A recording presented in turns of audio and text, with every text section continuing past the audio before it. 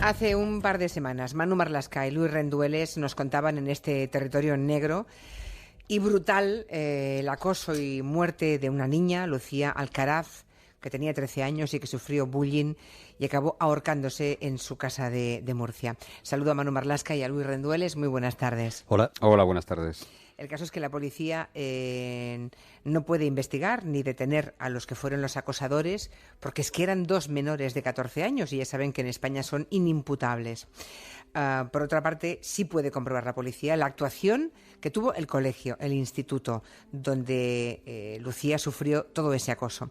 Dejamos abierta la historia hace 15 días y hoy la retomamos porque hay unos primeros resultados de esa investigación de la policía que son muy demoledores, por cierto, ¿eh? Para los que se perdieron quizá el territorio negro de hace 15 días. Bueno, hay un grupo de menores de la policía de Murcia que acude a ese instituto, Ingeniero de la Cierva se llama, en Patiño. Allí estaba Lucía era alumna suya. Lucía es esta niña que se ahorcó después en su casa. Los padres habían denunciado que su hija estaba sufriendo acoso por parte de dos compañeros, dos niños, y habían pedido, bueno, y al final consiguieron que la niña pues cambiara de colegio. La víctima, no los acosadores, la víctima. Bien, ¿qué le cuenta a la policía la otra parte? Es decir, los responsables de ese colegio, de ese instituto público. Pues los responsables declararon que después de que los padres de Lucía denunciaran ese acoso, ellos lo que hicieron fue expulsar a los agresores, expulsarlos temporalmente, eso sí.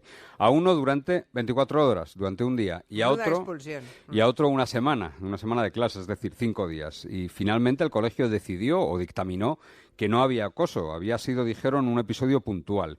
Incluso contaron que en el colegio, como para decir, mirad que en serio nos tomamos aquí el acoso, contaron que en el colegio habían puesto una película sobre el acoso dirigida por José Corbacho.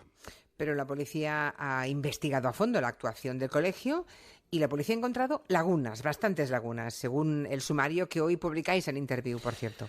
Eso es, nuestra compañera Vanessa Lozano las ha desvelado hoy. Después de un mes de investigaciones, la policía lo que concluye es que el colegio descartó que la niña sufriera acoso, y voy a leerlo como lo dice la policía, sin tener apenas información de lo que había ocurrido con esa niña.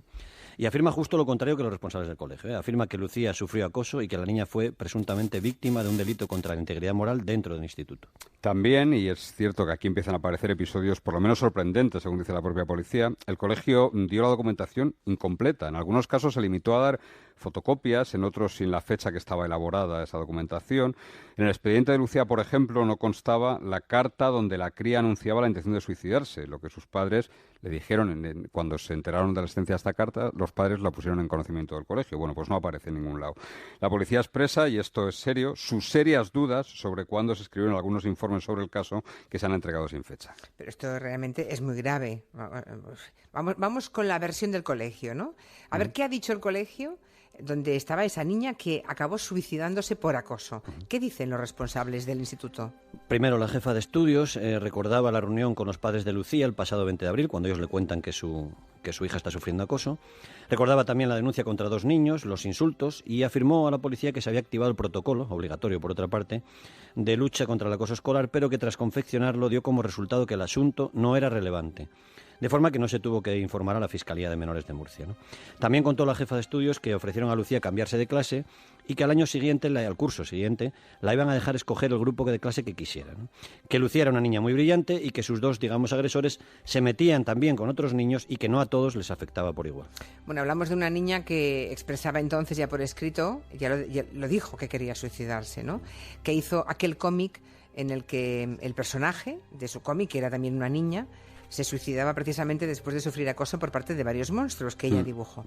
Bueno, la policía también ha interrogado al director del instituto. ¿Y qué dice el director, el máximo responsable? Pues de Lucía dice que era una alumna brillante, que tenía buenas notas, que su comportamiento era perfecto con los compañeros, con los profesores, y que, esto es sorprendente, que en marzo del 2016 hicieron un test de bullying para los alumnos de primero de la ESO y que Lucía dio negativo en ese test de bullying. A diferencia de la jefa de estudios, el director dice que el procedimiento contra el acoso sigue abierto, que la madre de Lucía se entrevistó luego con la orientadora del instituto y le llevó entonces la carta de suicidio de la niña. niña.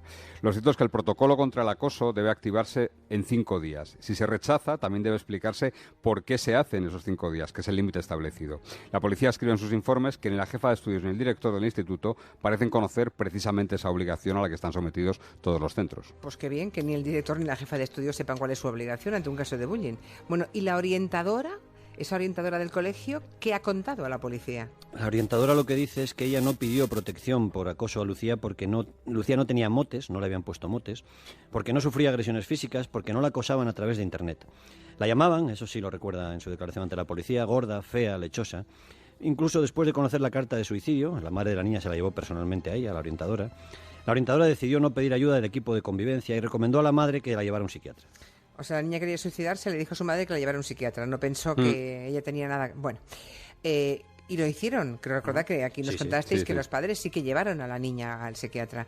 Esto es un asunto realmente desolador, porque los padres, por lo que veo, denunciaron, pidieron ayuda, o sea, siguieron todos los pasos que le fueron recomendando, tanto en el instituto como en todas partes. Los pobres hicieron exactamente lo que tenían que hacer, ¿no? Pero en cambio no consiguieron salvar la vida de su hija. Eso es. Y ahora viene la sorpresa en este caso, ¿no? Que es lo que la policía llama, que a mí esto me ha escandalizado bastante, manifestaciones espontáneas de los responsables del colegio. O sea, en la conversación con la policía, lo que dejan caer los responsables Esto se del hace colegio. con los choros, con los delincuentes también muchas veces. En una diligencia se hace constar que no ante abogado ni nada, pero que de manera espontánea el choro, por ejemplo, o alguien que está siendo interrogado por un asesinato, cuenta cómo ha sido el asesinato, aunque no lo cuenta formalmente. Pues esto un poco igual. Son comentarios que hacen el director del colegio, la jefa de estudios, la orientadora. Están fuera de la declaración formal, pero delante de la policía. Y son, como dicen ellos, como dice la policía, dignos de tener en cuenta. Por eso los incluyen en las diligencias del caso. Por ejemplo, el director del instituto les comenta: a ver si nos pensamos que porque los alumnos llamen fea o guapa o gorda o flaca siempre a un alumno, estamos en presencia de un tema de acoso escolar. También dicen, y resulta demoledor, entre otras cosas porque es falso, que el director le comentó a los policías: el que se identificó como su padre no lo era realmente. Su madre tuvo un bebé y ya sabemos lo que son los celos entre hermanos. O sea, el director de ese instituto investigado por el acoso y por el posterior suicidio de esta niña, que fuera alumna suya, dice esto a la policía, que el que se presentó como padre no era su padre. ¿Pero qué quiere decir con eso? Pues es duro y debe resultar muy duro para Joaquín García, que no era el padre biológico de Lucía. O sea, no es el padre biológico de... Pero la ha estado criando junto a la madre desde que tenía un añito, ¿eh? Es más, Joaquín García la adoptó legalmente y le ha dado, además de su cariño, su apellido. Por eso los policías, que casi no pueden creer lo que están escuchando al investigar un suicidio, escribe que ambos se encuentran casados, los padres de Lucía, se encuentran casados desde 2010.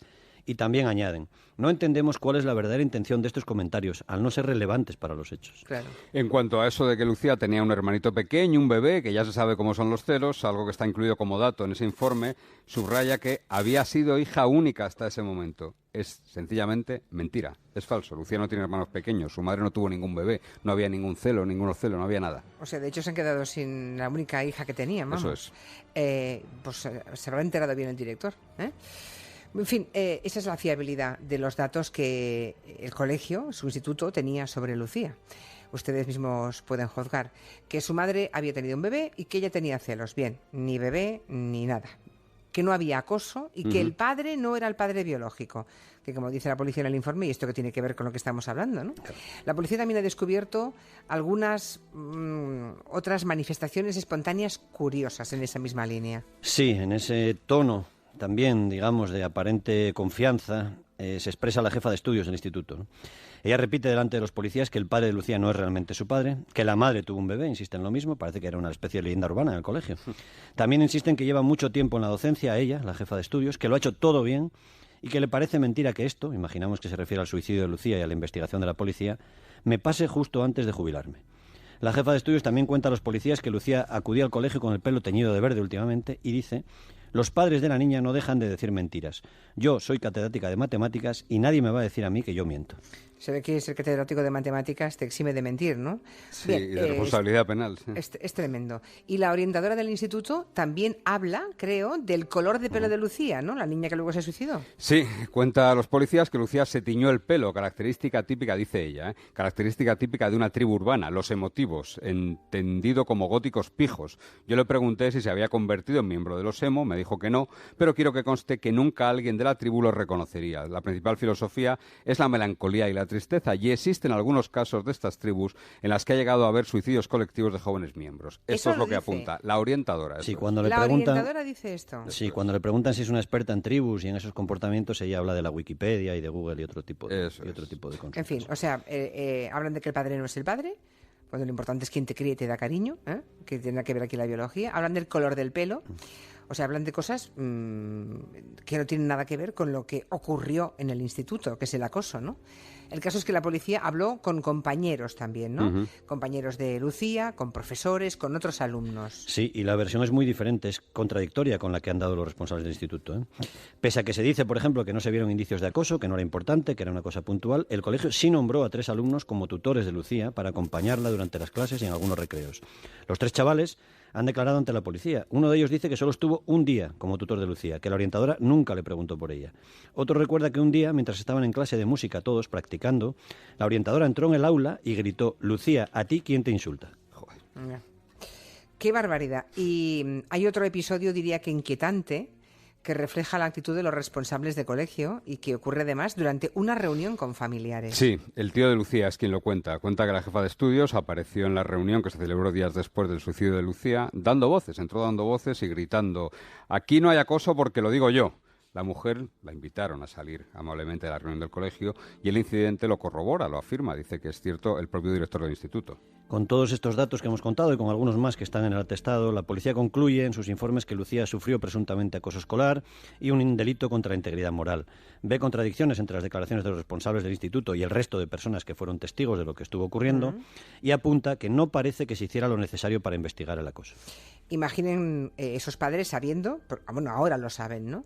Lo que hizo el instituto donde llevaban a su hija, ¿no? Y lo que han dicho sobre ellos mismos. Sí, los padres de la cría y su abogado, Antonio Casado, aseguran que el colegio no movió un dedo ante lo que estaba pasando. Es lo que parece, la policía finalmente, ¿no? La justicia dictaminará finalmente. Eso es, la policía, ante lo que ha descubierto, quiere, y leo textualmente, incidir en la calidad de funcionarios públicos de estos centros educativos, quienes no solo tienen el deber de custodia y protección de los menores, sino que tienen una obligación, más allá de cualquier particular, de poner en conocimiento a las autoridades las infracciones penales de las que tengan conocimiento por razón de su cargo.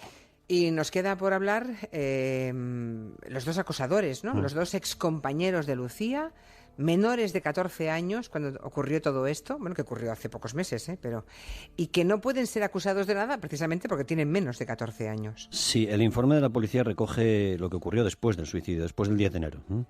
Otros alumnos cuentan a la policía que uno de ellos, uno de esos 2 acosadores, estuvo sonriendo durante el minuto de silencio que se hizo en el colegio, en el patio, en memoria de la niña.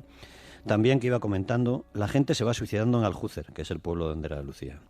Otra compañera de clase de Lucía contó a los policías que ese mismo chico preguntó a varios alumnos esos días: ¿os habéis enterado de que se ha suicidado la gorda asquerosa esa? Los 2 chavales... ¡Qué barbaridad! Pero eso está recogido en el informe de la policía. Claro. Qué los 2 chavales... No estamos hablando de un informe periodístico, estamos hablando de un informe policial. Los 2 chavales siguen en el colegio. Uno, y sigo citando ese informe del que hablas, tiene una conducta disruptiva, es decir, sería algo así como antisocial, según los informes.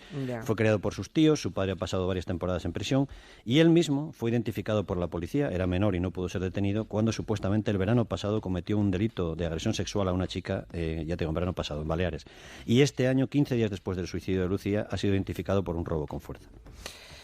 Bueno, por aquí preguntan en Twitter muchos oyentes si los responsables del instituto han sido cesados. No, ellos eso no depende de la policía. Claro, la policía en todo caso, informa, ¿no? La policía habla con todo el mundo, anota todas las... ¿Cómo le llamabais antes? Manifestaciones espontáneas de todo tipo. Y supongo que esto acabará en los tribunales, ¿no? Cuando está investigando la policía acabará en los tribunales, sí, ¿o no? Sí, se ve. Depende y también depende mucho de la Consejería de Educación de Murcia, que tiene una investigación paralela de la policía que no conocemos, ni conocemos los resultados, y son los que están capacitados para cambiar o sancionar a los funcionarios, ¿no?, de ese instituto. Ya. Bueno, pues habrá que volver sobre este asunto, ¿no? Cuando sepamos si se llega finalmente a juicio, porque hay motivo de demanda que sería penal incluso, ¿no, Luis? Los padres y el abogado están en ello. Vamos a ver qué pasa. Demanda penal. Vamos a ver qué pasa. En fin, lo seguiremos contando. Gracias, Luis Rendueles y Manu Marlasca. Buenas tardes, hasta el lunes que viene. Adiós. Chao. The new year brings new health goals and wealth goals. Protecting your identity is an important step. Your info is in endless places that could expose you to identity theft, leading to lost funds. LifeLock monitors millions of data points per second If your identity is stolen, our restoration specialists will fix it, guaranteed, or your money back. Resolve to make identity health and wealth part of your New Year's goals with LifeLock. Save up to 40% your first year. Visit lifelock.com/podcast. Terms apply.